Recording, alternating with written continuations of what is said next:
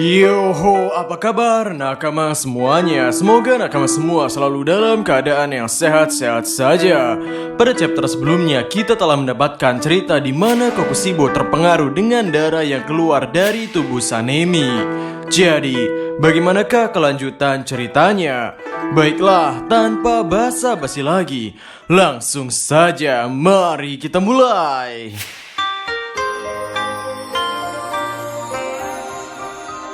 Pada chapter 168 berjudul Ketetapan yang Abadi. Pada awal chapter kita mendapatkan cerita masa lalu dari Shinaguzawa Sanemi. Sanemi bercerita, "Aku sadar bahwa darah milikku istimewa.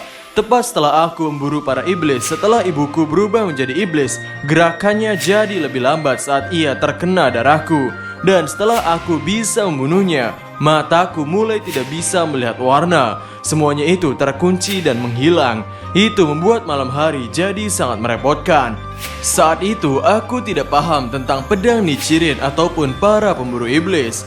Aku hanya bersenjatai diriku dengan banyak senjata. Lalu aku melawan para iblis, menangkap mereka semua dan membakarnya di bawah terik matahari. Sekarang saat aku memikirkannya, itu sungguh rencana yang konyol.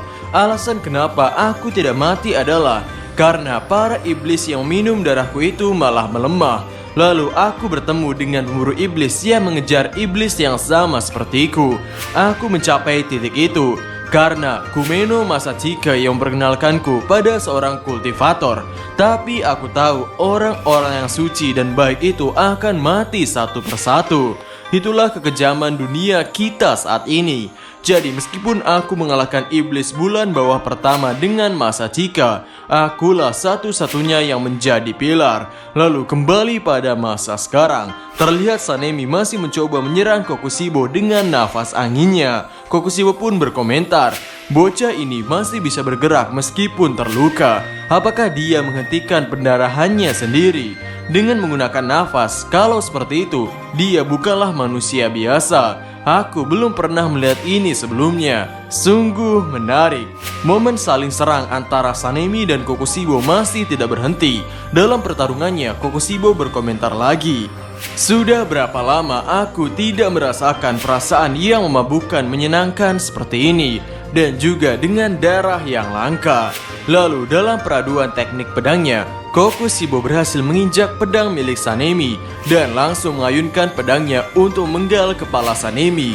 Saat itu Sanemi mengingat pertemuannya dengan Oya Katasama dan pilar lainnya. Ia berkata, "Itu membuatku menggila. Orang-orang itu menderita di luar sana, tapi beberapa orang itu bahkan ada yang sanggup tersenyum.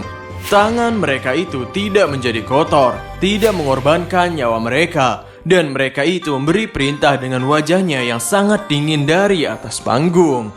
Lalu Sanemi berteriak, "Kau itu benar-benar merasa dirimu yang paling kuat ya? Benar kan brengsek? Atau bisa aku bilang saja, Oya Katasama." Lalu Himejima yang berada di sebelahnya berkomentar, "Shinaguzawa, kau itu sepertinya tak paham cara menghormati orang-orang." Oya Katasama pun berkata, "Sudahlah Gyomei, biarkan dia bicara dulu ya. Aku tidak keberatan." Sungguh. Dan terlihat Kanai yang ada di sana pun diminta tenang oleh Oya Katasama. Sanemi masih melanjutkan, "Kau itu sungguh mudah ditebak. Semua ini adalah pertunjukan dari badut yang bodoh. Kau hanya melihat para prajuritmu itu sebagai bidak sekali pakai, ya kan? Kau itu juga bahkan tidak mengetahui satupun tentang ilmu berpedang. Aku bisa tahu dengan sekali saja melihatmu. Dan orang ini adalah ketua dari pemburu iblis. Sungguh menjijikan. Ayolah, sudahi sajalah kalian semua." Lalu Oya Katasama pun menjawabnya dengan wajah tulusnya, "Maafkan aku sudah mencoba mengayunkan pedang sebelumnya, tapi aku tidak bisa melakukan itu. Bahkan hanya untuk 10 kali ayunan saja sebelum nadiku ini tidak bisa dikendalikan. Kalau saja aku mampu, aku juga ingin menjadi seperti kalian semua. Seorang ahli pedang yang mampu melindungi nyawa orang-orang dengan tubuh milikku sendiri. Tapi itu tetap saja tidak mungkin.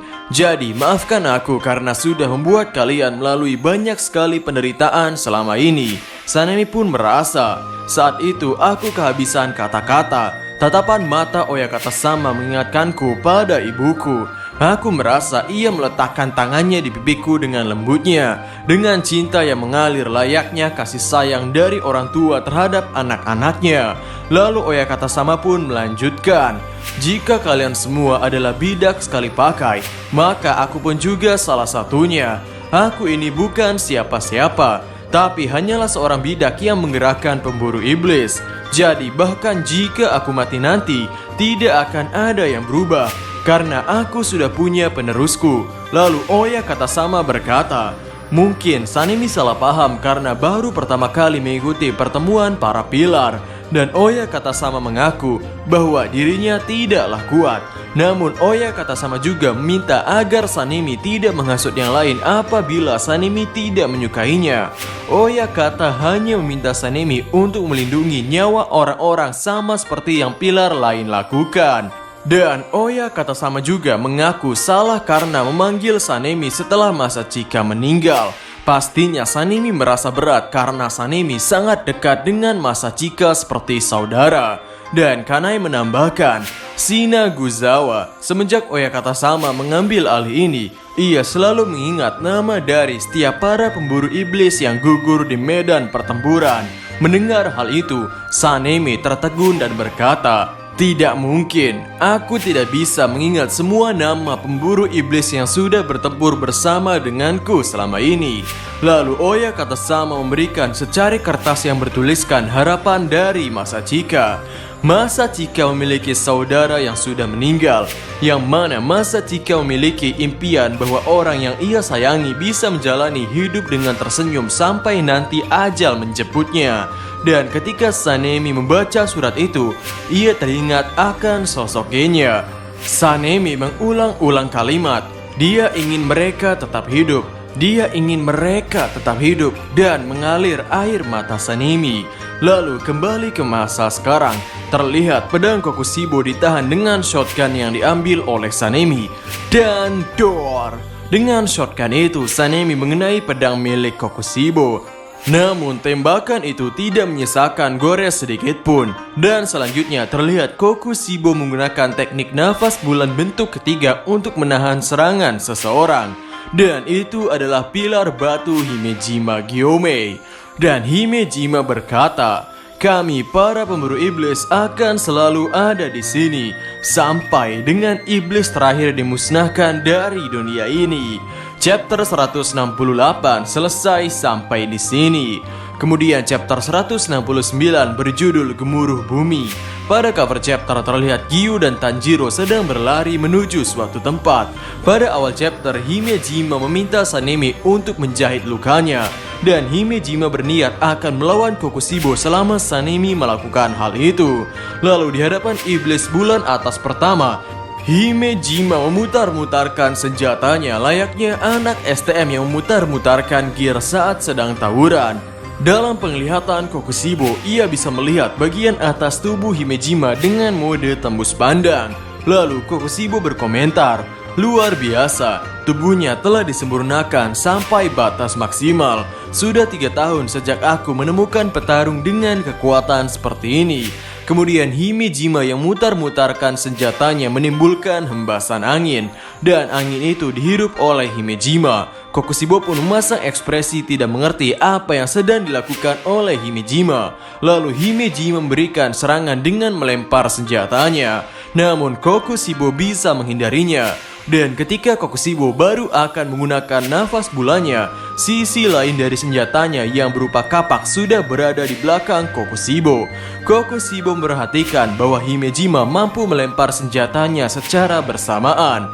Dan belum sempat Kokushibo menggunakan teknik pernafasannya, Himejima lebih dulu menggunakan teknik pernafasan batunya.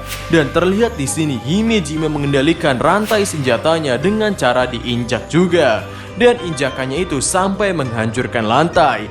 Meski ujung senjata Himejima belum berhasil mengenai Kokushibo, namun terlihat Kokushibo beserta pedangnya mulai terlilit oleh rantai senjata Himejima. Dan ketika Kokushibo akan memotong rantai itu, ia terkejut karena tidak bisa memotongnya. Lalu Kokushibo melarikan diri dengan menunduk menghindari lilitan rantai itu. Ia menyebabkan rambutnya saja yang terpotong. Di sini Kokushibo mulai memahami bahwa rantai, kapak, dan bola besi milik Himejima adalah besi murni, dan itu merupakan senjata tingkat tinggi, dan pedangku terbuat dari dagingku. Jadi mungkin pedangku akan terbakar sebelum memotong itu.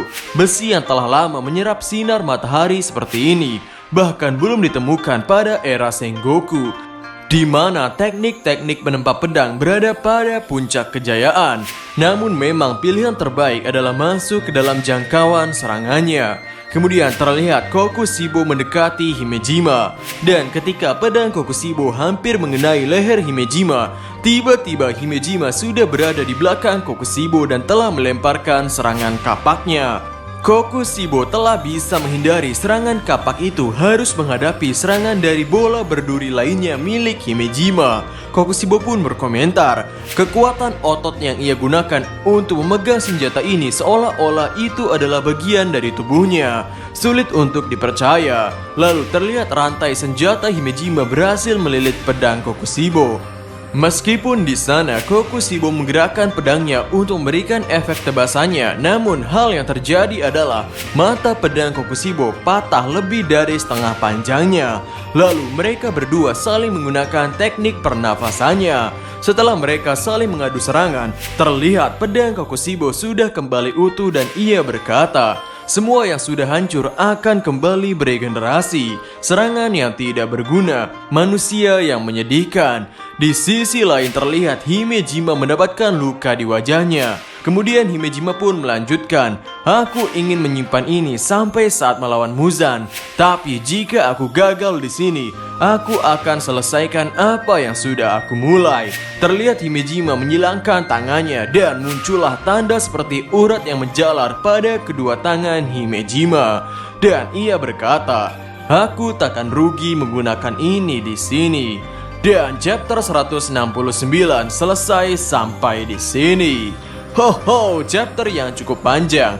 Pada chapter ini, selain kita mengetahui isi hati dari sosok Sanemi yang ingin melindungi keluarganya, kita juga melihat pertarungan dahsyat antara Kokushibo melawan Himejima.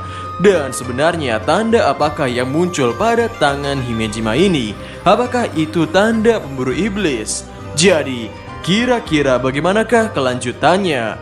Nantikan di Zona Manga. Jadi, sampai ketemu lagi dan terima kasih banyak.